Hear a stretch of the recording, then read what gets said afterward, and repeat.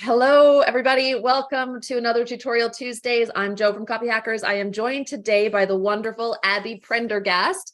Hello, Abi, who will be sharing with us how to find leads in Facebook groups.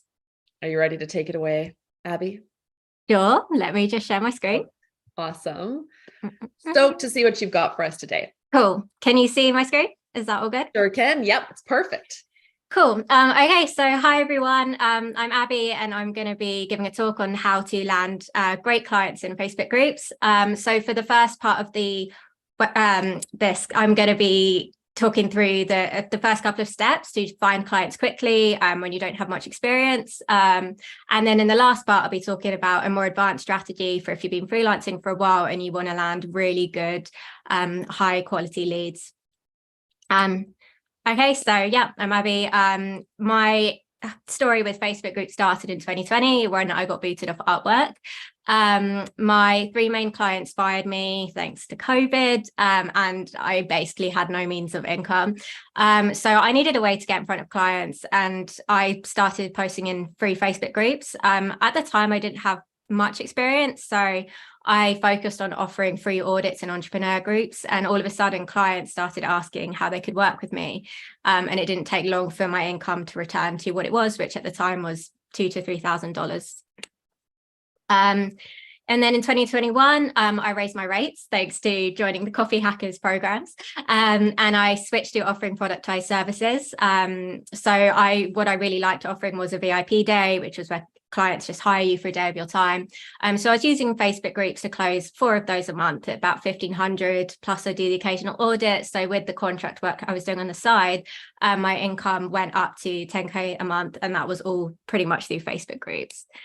Then in 2022, I raised my rates again, and I found an entrepreneur group where I was connected with a course creator who ended up paying me 30K to build out her funnels. I landed a retainer with a dream client, and hired subcontractors to execute. And later that year, I started contracting for Amy Porterfield, and I found out that she was hiring because of her Facebook group.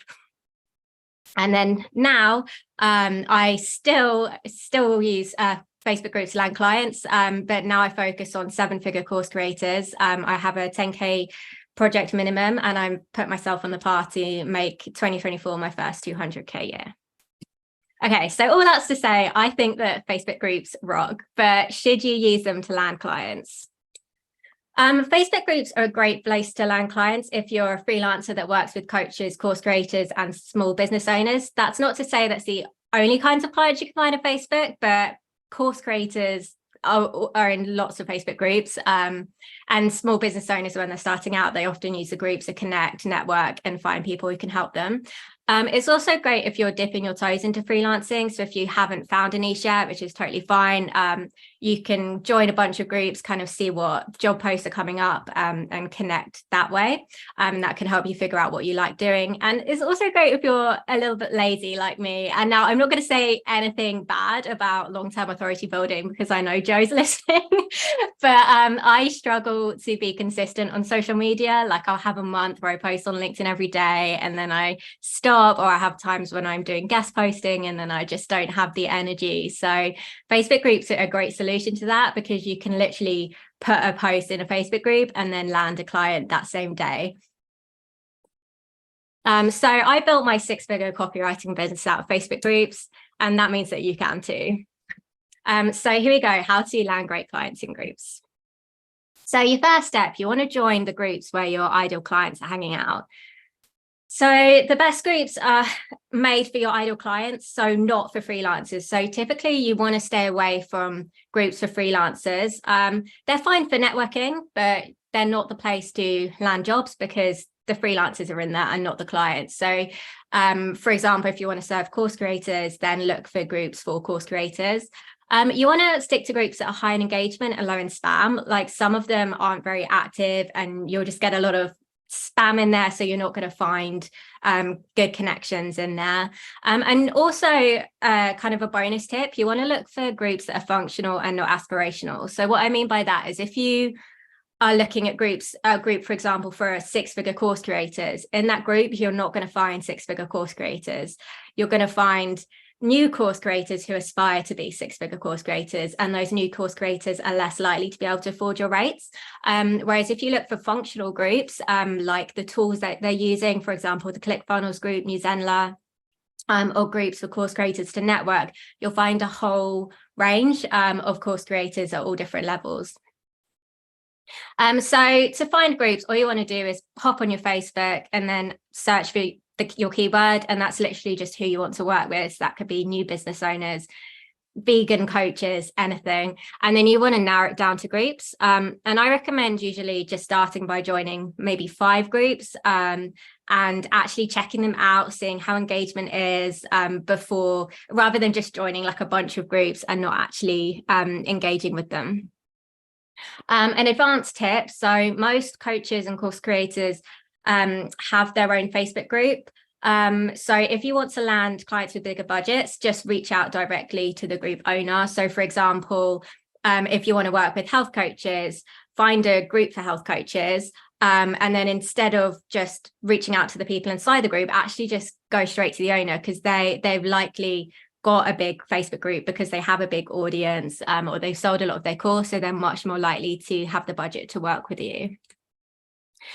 Before you pitch and engage in a group, make sure your profile is pitch ready. So when I first started posting in groups, I think my profile picture was me with like a can of Red Stripe. My cover photos were just me and my friends like chilling, and I wondered why people weren't taking me seriously.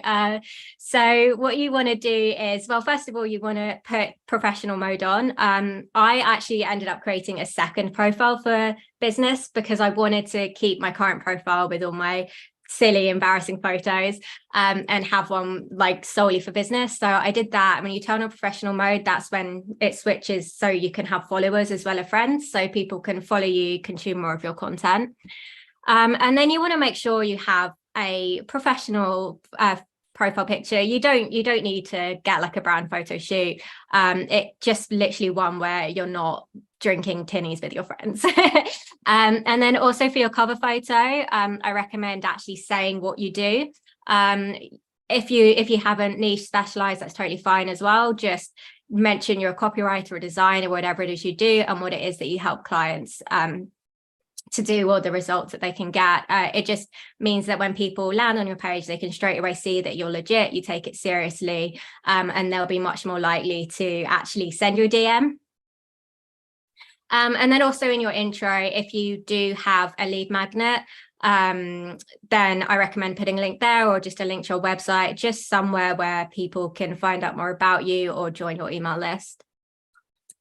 Okay, so once you've found the right groups, your next step is to sell yourself. So you're going to see people posting saying that they're looking for freelancers, for copywriters, whatever it is you do. When you see these posts, do not, under any circumstances, comment, "I'm interested, check your DMs," or "me," unless you want to be this guy, which is the guy that blends in among 50 or 60 other freelancers and doesn't get hired. Instead, quote back the problem that the poster is hiring to solve. So by doing that, you show them that you've actually listened, and you've demonstrated that you understand the problem that they're looking to get solved, rather than just jumping straight into pitching yourself. And then you want to sell the shiitake mushrooms out of yourself, because even though, yeah, you're replying to a job post, other people are going to be lurking, and they're going to be looking through. There'll be other people looking for copywriters. In fact, most of the people that have hired me didn't actually post a job post. They just saw my reply to another one and then reached out to me. So you want to really like show off what you can do. And then you want to give them really clear, minimal effort next steps. You don't want to be like, "Oh, go to my website, check out my portfolio, do steps A through Z." You just want to give them a really simple next step, like send you a DM or book a call with you. So I'll give you a quick example. So this is a scenario I created, just like a post that you might see on ClickFunnels. So someone saying, "I recently launched an online course on how to increase energy with a vegan diet. We ran Facebook ads and had 650 people click on the sales page, but we only sold 3 courses. I'm looking for someone to help us increase our sales next launch." Okay, sorry that my things in the way. Okay, so you could reply, hey Jake, sorry to hear your course launch didn't go as planned. So quoting the problem back at them. Given that you got decent traffic to the page, it sounds like the low conversion rate is your biggest issue. I've helped dozens of course creators in your shoes to multiply their sales. And after a quick peek at your page, I'm confident I can do the same for you. My process is very conversion focused and involves intensive customer research to make sure you're communicating the benefits of your course in a way that connects with your audience. Shall we have a quick chat over in the DMs? So you're showing that you understand the problem that they're having, here sharing the process and some results that this hypothetical person has gotten, and then a really simple next step. If you don't have, oh, sorry, I don't know what's happened there.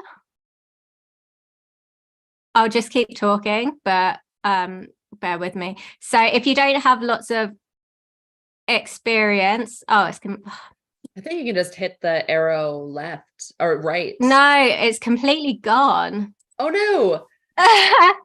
That's all good. While I can bring it back up. Yeah, that's cool. While you bring it back up, no, you're getting there really fast. We have a couple of questions. Sure. If you want to, while that's loading. Now, Roy asked, so this method isn't good for someone who is looking for classic copywriting work and not course creation work. But that's not true. You're saying go into the Facebook group of your ideal target client. Like if it's a plumber, go into a plumber's Facebook group and like be part of that community. Yeah, exactly. Okay. Exactly that. Cool. Okay. Thank you. Should I jump back in? Yeah, go for it. Cool. Okay. So if you don't have much experience and you can't talk about the results you've gotten, that's totally fine. You can still land clients this way. In fact, when I started, as I said, I didn't have much experience.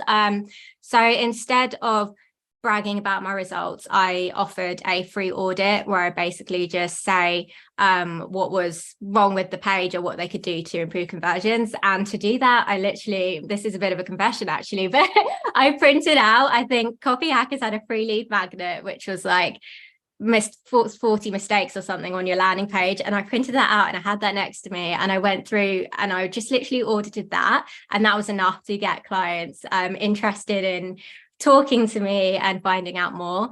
So yeah, you could just leave a comment, basically exactly the same. Hey Jake, sorry to hear your course didn't go as planned. Given that you got decent traffic, it sounds like conversion rate is your biggest issue.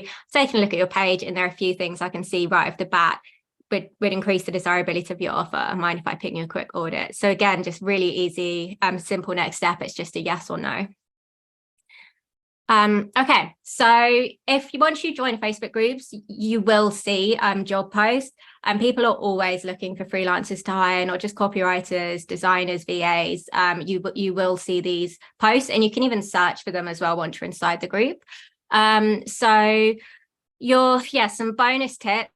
It really easy for clients to take the next steps by setting up a booking page. So you can use a free tool like Calendly, which basically just means that you send them the link and they can book a call with you really easily. You don't have to worry about time differences, scheduling issues. Don't only reply to job posts that specify they're hiring a copywriter. So lots of people won't even know that they need a copywriter. They're not hiring you to write copy. They're hiring you because they want you to solve a problem. Usually they want more sales. So people might comment like my funnel isn't converting or I'm not getting enough sales. So look at those posts as well and then suggest it could actually be the copy that's holding you back from getting more sales. Have a productized service ready to sell. So people often post in these groups when they're in a panic and they're like, they need copy like yesterday. So if you do have a productized service like a VIP day and you can just get like a SoundCut page or something like this, so you can send it straight to them, that can help you close deals quickly. So you can literally reply to a post, close it the same afternoon. And also ask friends to tag you in job posts so you don't have to monitor 24/7.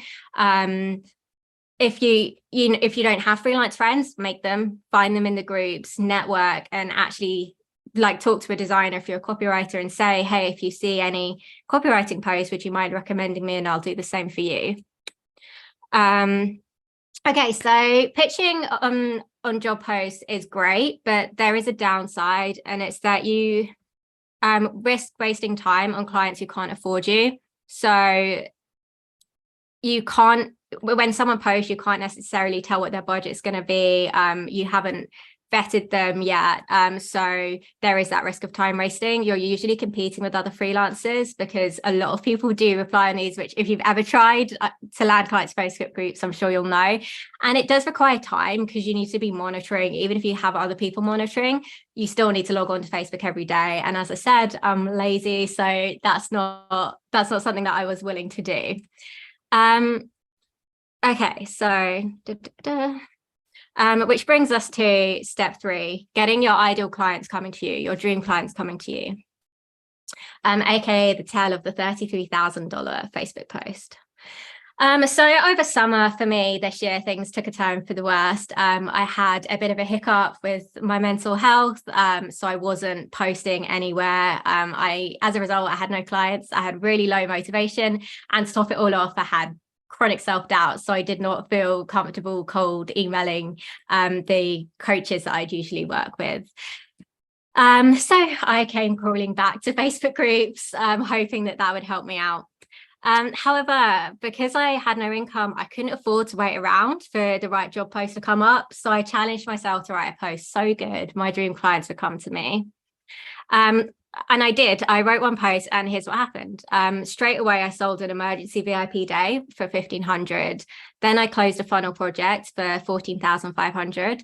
I initiated talks with a 7-figure course creator, and if that closes, that'll be another $15,000. I sold an audit for $497, and I sold 2 courses at $497 each. So that's $33,000 with one Facebook post, and I only posted, I think, like maybe 2 or 3 posts, and that one generated that for me. I'm just looking at the time. Okay, so the post was basically this. Confession: I hate how effective urgency is in marketing. Last week, I tested removing the countdown timer on my evergreen funnel to see if messaging alone would be enough to convert brand new leads into buyers. This is the second time I've tried this experiment. Both times it's come from a general icky feeling about countdown timers, plus my customer research telling me people find countdown timers on evergreen products inauthentic and that they don't respond well to time pressure. Well, it turns out we do. After removing the deadline, my course sales tanked. When I put up the timer, it shot up to 15%. I got 3 sales in one weekend. But here's where it gets really interesting. After whipping up a course creator sales copy, her funnel converted at a humble 3% using an evergreen cart open close model. A few months later, she hired me to optimize. So I did deep customer research, including customer interviews and surveys. After several customers that told me they hated time pressure, I encouraged her to try the funnel without the urgency-heavy cart close pressure. That month, she got no sales. So I put on my strategy hat and had her redo the webinar one last time, this time using an action-triggered 7-day discount instead of the cart open close model. Here's what happened. Intent urgency, a 3% conversion rate, no urgency, 0%, mild urgency, 5%. Interesting, right? Turns out urgency really is a powerful amplifier when it comes to selling your digital products. But too much of it, especially when the urgency isn't authentic, can actually breed distrust and put people off buying your course. Personally, I think the time-sensitive discount is a great compromise. I think of it like a personal flash sale. Flash sale equals fun for your prospect. Only that flash sale doesn't run when you feel like it. It's tailored to your prospects at the moment of highest intent when they opt into your lead magnet. So let's break down that post. So what I did was I started by picking a fight with a common practice. So I saw in the ClickFunnels Facebook group that everyone's basically talking like urgency, you need it's very like bro marketing-y in there, you need like countdown timers all the time. But I knew that there would be people in there that didn't feel like that, like me, and those are the clients I want to work with.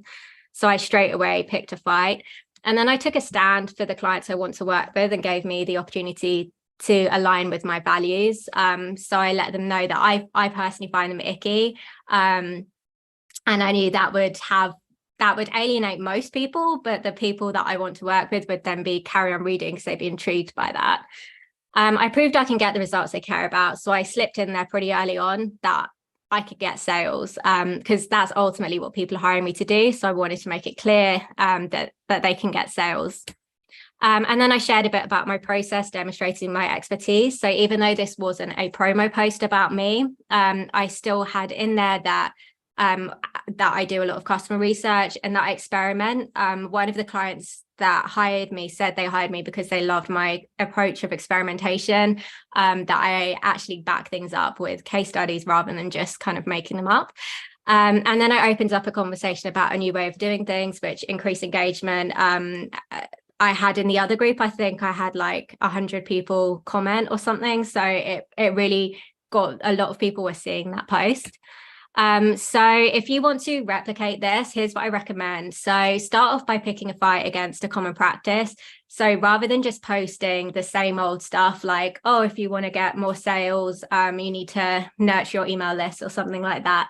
If you actually go against a common practice and pick a fight, that can instantly grab attention and make you stand out. Give your audience something to align with. So if, for example, if you love writing like personality packed copy or empathetic copy, whatever it is that you want clients to hire you specifically for, build that into your posts. So give them a chance to think, I also want my marketing to be empathetic. And then they've straight away got in their head, it could be a good connection. Prove you can get the results your audience cares about, and then showcase how you got those results. And lastly, start a conversation. So if you're wondering how to pick a fight, identify a common practice that the majority of group members take as a given, take a stand for the people who secretly wish there was another way, and then back it up with a case study. If you're thinking, I don't have any case studies, just make one, come up with a hypothesis and test it in your own business. Like if you're posting on Instagram, then come up with a hypothesis that, say you want to argue that problem-based copy performs better than desire-based copy, or that comedy performs better than dry copy, then experiment, do 5 Instagram posts following that, 5 not, and then you can share the results. That's a case study. If you don't want to do that, look into Deep Dive or Marketing Sherpa and just take someone else's. And if you don't know what to write about, just think about what you love about what you do. What kind of copy do you love writing, or who do you love working for? Or who do you imagine you'd love working for? Maybe you haven't got any clients yet, but you know that you would love to work with musicians. And just so start with that and just write about what you love. Don't worry about sounding like an expert yet. Just think about what it is about what you do that really lights you up, and take that as a starting point. And if you can, position it against what other people are doing or common practices. Think about what you hate about what you do. So for me, it's bro marketing. I really don't like the in your face kind of salesy, turbocharge this, turbocharge that. 2 minutes to get your $500 discount, and then you refresh the page and the discount comes back. And then present the story to your clients and show off the process behind your results. So the great thing about this is you don't have to write in a bunch of groups. You don't have to constantly post. In fact, I really recommend against doing that, because then you're posting to other people's audiences when really you want to be building your own. Like if you're going to post 5 times a week, why not do that on your own Facebook page or LinkedIn? And then you're going to be building your audience. So actually just aim to write 1 or 2 really good posts a week. And that can be enough for people to come to you and then to go to your page, to follow you, where if you do want to post on your own Facebook page, you're going to get more people seeing that and stay top of mind. A bonus tip then is to actually have it pop up on your website if you have one, to build your own email list. So when people are checking you out, you're taking the conversation out of the Facebook group and into your own email list, so you have control rather than the Facebook group owner. Okay, to wrap up, so you want to show up in the right groups, which are the groups for your ideal clients. You want to sell yourself always, so that other people can see what you do and why they should hire you. You want to make it easy for strangers to hire you. You don't want a million steps. You just want a simple next step. Create a productized service, so you have something that's really quick and easy to sell, so you can close deals the same day. Ask friends to tag you in job posts. Optimize your Facebook profile so it's professional, and then post freaking great content and start building your email list. So yeah, off you go. Thank you. There's no way I think anybody watching this who's like, I still don't think I can, just no. Like that was such a thorough walkthrough of how to get clients on Facebook. I wrote in my email today, I'm a little skeptical, but Abby, you're killing it on Facebook. Well done. We do have a lot of questions. We have some comments as well. Dina or Deanna, sorry if I'm saying that wrong, says, love this so much, Abby. Thank you. And someone named V says, this has been great to hear. I love your attitude, Abby. So that's awesome. I'd agree. And then we have some questions as well. Caroline's is a little, I don't know if you'll be able to help here, but maybe, hopefully. How long should it take someone to find a niche? I'm a copywriter for about 8 months. I'm currently taking just about any job experience that I can find. Any thoughts there? Yeah, I mean, I do believe that the sooner you niche, the better, really, because then you can start building your expertise in that one thing. But I would really just say, once you think to yourself, oh, I really hope like this kind of client reached out to me. If you're like, you notice you just really love working with a particular type of client and you dread working with another type, like, don't overthink it. Just go with that, follow your instinct, trust that. And then at that point you can niche. And remember, just because you niche, that doesn't mean you never take on any other projects. It just means that you can start getting known and hired more by the clients you enjoy working with. Love it. Awesome. Mariah asks more about specialization. So Mariah says, have any tips for a freelance email copywriter who's looking for clients? So if you can't go into a Facebook group for one target audience because you're willing to write for a lot of people, any thoughts there? Yeah, I mean, if you're not niche down, then join different groups, and then just talk about your process, talk about your specialization, and people will know you for that. And like, presumably there's still, again, some kind of clients you really don't like working with, but if you like working with, you might love working with like health coaches, for example, but also like e-commerce. So just join the different groups and just talk about what you do. I love it. I know we have more questions, but I did want to call out, I think it's amazing that it happened so fast. So you said in 2020, you were basically making $0 because you had lost your clients all at once, thanks to COVID. But then you went to 200,000 a year, or were at least on track for that within like 2 years, a little over 2 years. I think that's pretty fascinating because it feels out of reach for people. And those who are like, yeah, but Abby had experience. But you made a really great point that if you don't have experience with clients, try stuff on your own site, your own social media, all of your own marketing, and then talk about that. So I did want to call that out because I think we hear so many objections around, I can't find clients because I don't have the experience, or nobody will listen to me, et cetera, et cetera. So I just thought it was like fascinating how quickly you got to a healthy 6-figure number. And I wanted to call that out for everybody who's like, but can I? You can. I also think there's a lot to your VIP days that you were able to sell 4 of them for $1,500 a pop, which is at $6,000 a month. That's a healthy income for a lot of people if they can nail that. So again, kudos to you. I know I'm just like singing your praises right now, but well done. Keep it coming. Others are singing your praises. Sandra says, excellent stuff, Abby. Thank you. Monique says, way to go, Abby. Maria says, will this be on replay here on the channel? I loved it. It will. Breezy says, epic stuff, well presented. Good stuff, 100% emoji, celebration emoji. And Keith says, loved it, Abby. Now, Jay has a question.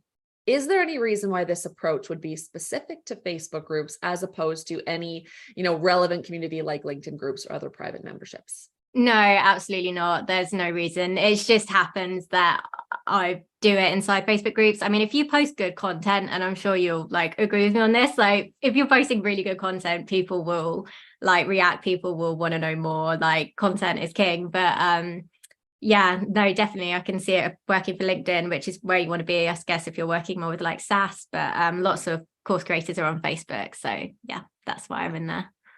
Brilliant. Maria says, I'm a course creator writing my own copy, and this was so helpful in general for getting new clients, with a little heart emoji. Roy says, Abby, do you have some group posts that we can connect to on Facebook to see more examples? I wonder if like maybe you can post something in the comments on this live stream afterwards, or send it to Mike and then he can post it in our comments too. Just like direct links if you have any. You don't have to. I could do that. Yeah, sure. I would have to do it after, so I'll have to think. Yeah, no, for sure. Yeah, that's great. I think that's it. A lot of celebration. Well done. Where can people find more about you? Where can they follow you? So best place to follow me would probably be LinkedIn. I mean, as I said, I'm a little bit rubbish at staying consistent to social media, but I'm planning to change that. My website is aptcontent.co.uk, and if you go on there, you can find my webinar on evergreen funnels. You can find I've got a couple of courses, one for new copywriters called the Know My Copyright Starter Kit, and then Day One Evergreen, which is for course creators looking to evergreen their funnels. Amazing. Abby, thank you so much. That was fantastic. Best of luck, everybody, with implementing what you've learned today. Do go forward, give it a shot. Comment when you've done it. Comment when you start to get clients and leads out of these excellent tips that Abby shared today. And we will see you in our next Tutorial Tuesday. Thanks again, Abby. Thanks, everyone. Thanks. Take care.